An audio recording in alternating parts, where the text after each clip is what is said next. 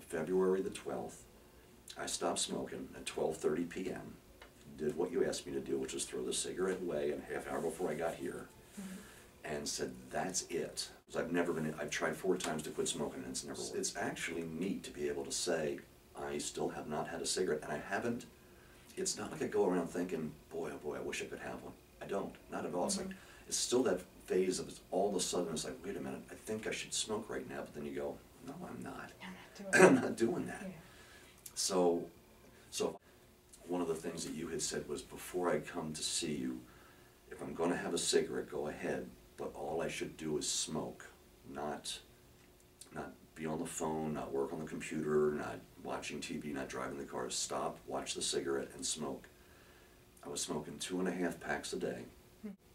It really hit me that much of my life was revolving around smoking, and I smoked through everything. The only times I didn't smoke, I told you, was when I was asleep or on an airplane.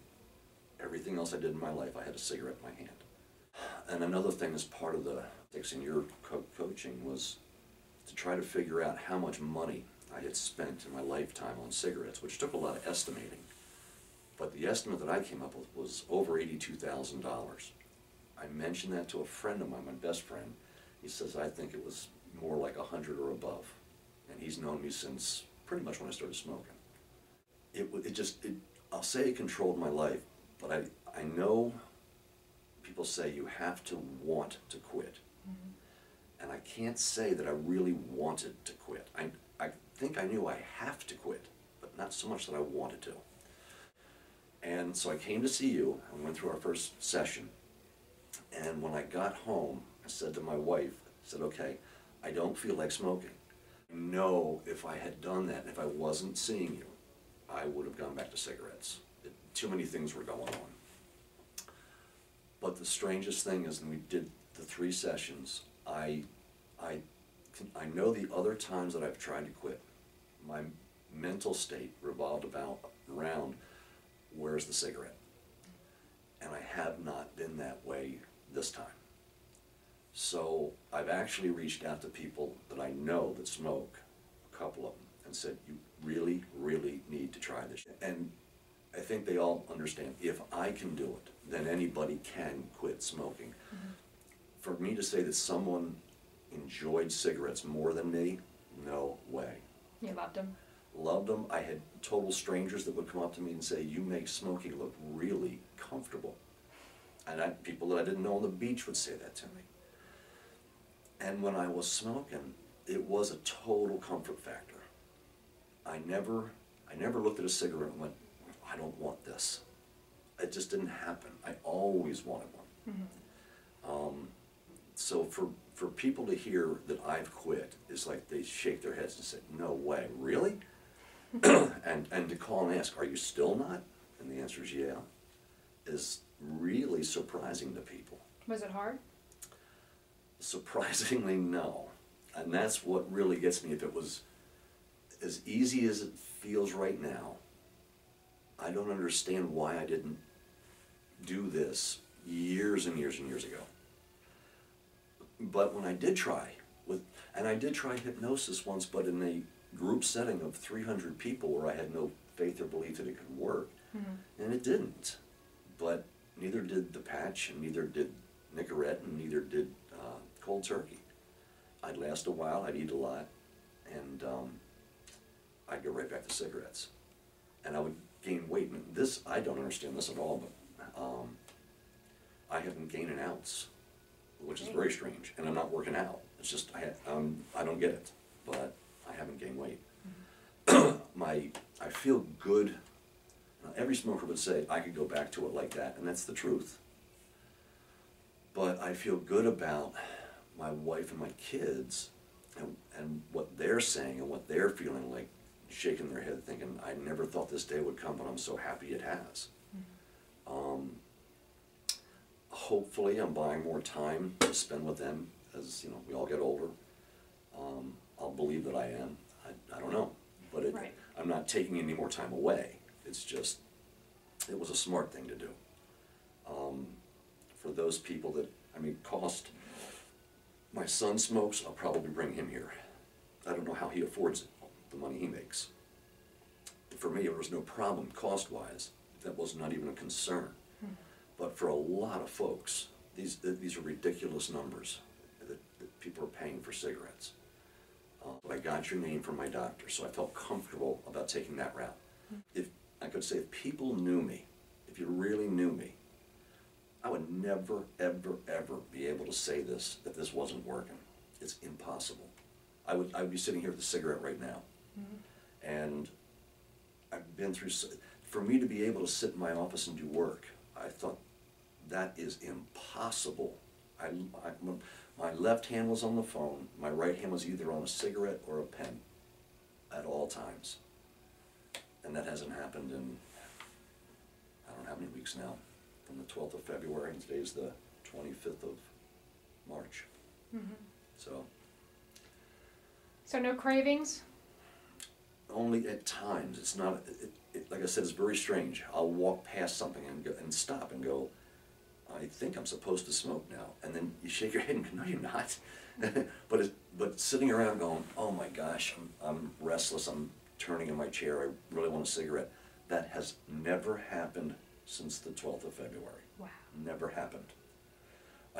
You sent me the relaxation tape and the quit smoking audio that we did, and I've listened to those numerous times, particularly if I just want to be relaxed, you know, on a weekend or something like that. But it's not like, oh God, I have to go listen to that tape or I'm not going to make it through the day. That hasn't happened. No. And what about in this summer when you go to see your friends at the beach? What are they going to say? They're going to be stunned. Yeah? Not going to believe it? No way. They have never known me to be a non-smoker, ever. Most people haven't. When I was smoking, people were saying, you can't smoke here. That's when I felt belligerent. I wanted to smoke there. Every doctor I met was so complimentary of the best thing I could have ever done was quit smoking. To stop, especially those that used to smoke. You had tried to quit before? Oh, 4 times. Yeah, never worked. What would happen? I would for whatever reason, I'd last about 2 weeks. I would gain weight, and I would go right back to smoking. I don't know, and in 2 weeks, the nicotine should have been out of your system, but having gone through this process and met with doctors and done a few things, it depends on the person as to how long it takes for the habit to go away. The nicotine's gone, but it's the mental process. And if you think about what I was saying before, how many things do you do in your daily life that occupies 7 hours of your time? And the only thing that you could answer would be breathing. Yeah. Nothing else besides breathing do you do for 7 hours or more in a day. I was doing that. So to emotionally and mentally get that to go away, that was probably the problem before, the real struggle. And whatever it was that you did and we did here, I didn't have that happen this time. I don't know why. It wasn't because I was going, that's it, I'm positively quitting. Because at first, we would have conversations where you would say, I have to watch what I say. Or I would be hesitant. I think I can do this. Maybe I can pull it off this time. You know, hedging my bet. And then suddenly, maybe it was the following week, I was just saying, no, this is it. I'm not going to smoke. Maybe I surprised you when I came in for the second thing and said I had not had one. And it felt good to say that. Yeah. When you would ask, it felt good. Great. So what was the hypnosis like? Was that scary for you, or was it okay? It was absolutely not scary. I would come back, for every problem I have for the rest of my life, I'll probably come back and say, hypnotize me, make this problem go away. Because it's actually comforting. I thought, the image that I had was that you would put me to sleep, and as I said to you the one time, I'm not asleep. I'm just relaxed, and I'm listening to you. And even in the audio, your voice is very soothing, but it's like how you try to get me, or I guess others, into a location where there's a comfort and an okay feeling, and it's okay to put things away, okay to get rid of things that are problems. Never, ever, ever was I scared, was I worried, or tense. I actually came back to you because I was having a lot of tension, I think, from just leaving my job and a lot of things going on. And so more for a sense of reducing a high level of anxiety. It had nothing to do with smoking. It was a totally different thing. But like I said, I'd come back for other problems at this point. In fact, before we leave today, my wife wants me to ask you about working with her on weight loss. Okay. So I'd say there's a lot of comfort factor that a wife would say to her husband, go ask a lady if she can help me lose weight.